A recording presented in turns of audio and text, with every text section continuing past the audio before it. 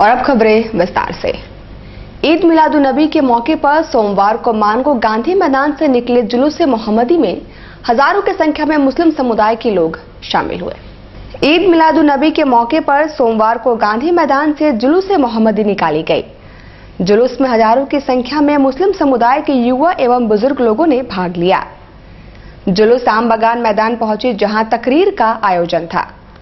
वहां से धतकीडी समुदाय केंद्र जाकर जुलूस का समापन हुआ।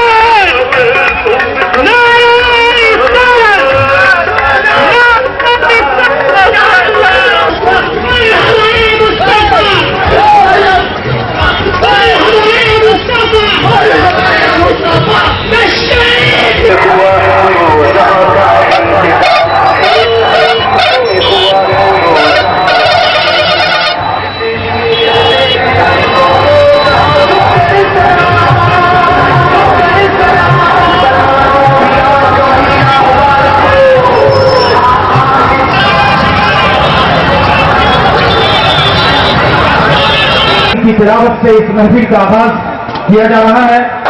नारे रिसालत, जुलूस मोहम्मदी, सरकार की आमद, दिलदार की आमद, यासीन की आमद, आहा की आमद। जो था वीराने वो गुलसिता हो गया, जो था वीराने वो। धतकीडी में शांति सद्भावना समिति की ओर से ईद मिलादुन्नबी के मौके पर 251 पाउंड का केक काटा गया। धतकीडी में शांति सद्भावना समिति की ओर से 251 पाउंड का केक काटा गया और लोगों के बीच वितरण किया गया। साथ ही शांति सद्भावना का संदेश भी दिया गया। मृतक को पोस्टमार्टम हाउस ले जाने के लिए एम्बुलेंस नहीं देने से महिला कांग्रेसियों ने एमजीएम अस्पताल में हंगामा मचाया। बिरसा नगर के रहने वाली महिला कांग्रेस के सदस्य पापड़ी नंदी की पति विप्लंब कुमार नंदी की तबीयत बिगड़ने के बाद उन्हें अस्पताल लाने के क्रम में मौत हो गई। एमजीएम अस्पताल के चिकित्सक से जब मृत्यु प्रमाण पत्र मांगा गया तो उन्होंने पहले पोस्टमार्टम कराने को कहा। मृतक के परिजन जब एम्बुलेंस की मांग करने लगे तो उन्हें मुहैया नहीं कराया गया। इसके प्रदेश के सचिव पापड़ी नंदी, जो कि ये क्या बोलते हैं, उसका हस्बैंड का डेथ हो चुका है। डेथ होने के बाद में आज सुबह में जब इन लोग हमारी महिला लोग आई हुई है, उनका तो पोस्टमार्टम करना जरूरी है, किया जा रहा है। सुप्रिंटेंडेंट ने कहा था कि यहाँ पर मौत होने से किसी का एम्बुलेंस नहीं दिया जाता है।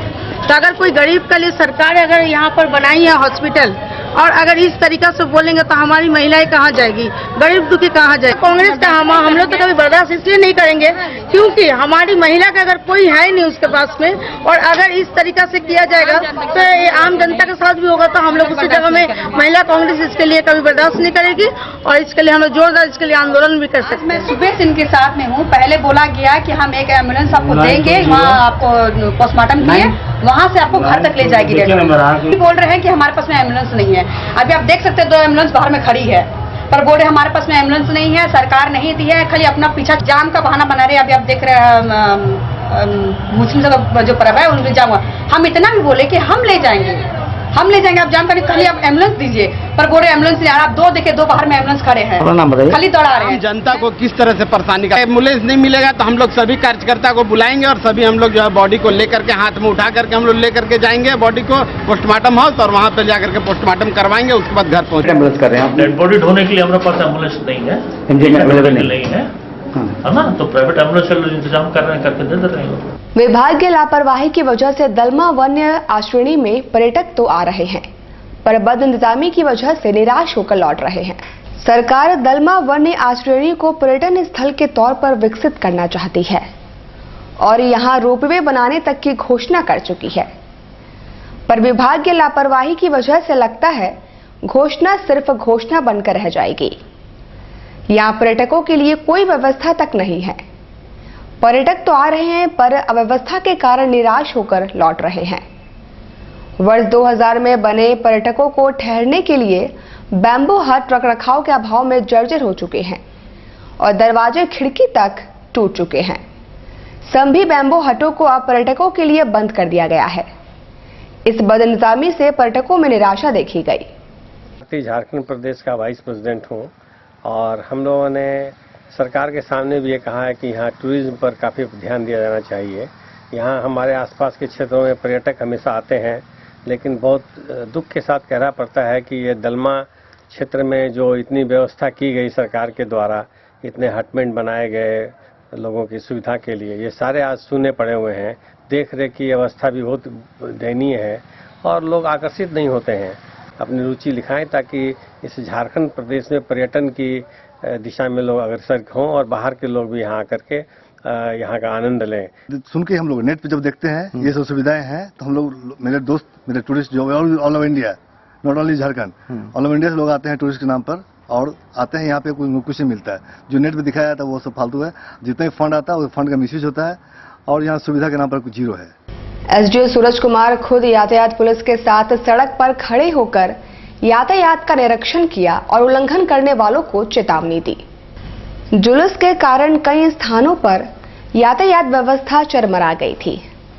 ऐसे में यातायात पुलिस के साथ एसडीओ सूरज कुमार सोमवार को सड़क पर मौजूद रहे और यातायात व्यवस्था पर नजर रखते नजर आए। उन्होंने हेलमेट नहीं पहनने वाले तथा यातायात का उल्लंघन करने वालों को खुद समझाया और कार्रवाई की चेतावनी दी। भैया नहीं, ठीक है, भैया नहीं, हेलमेट नहीं लगाया,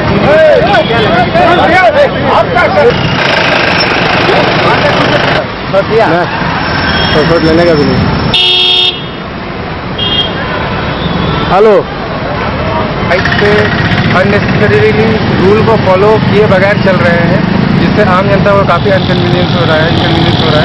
इसके लिए ट्रैफिक डीएसपी से अभी कोऑर्डिनेट करके हम लोग अभियान पे निकले हुए हैं, ताकि जो भी ये यंग लड़के हैं जो कि काफ़ी रैश ड्राइविंग करके और ट्रैफिक रूल्स को वायलेट करके चल रहे हैं, उनको वार्न करें और जो पब्लिक इनकन्वीनियंस हो रहा है उसको कम करने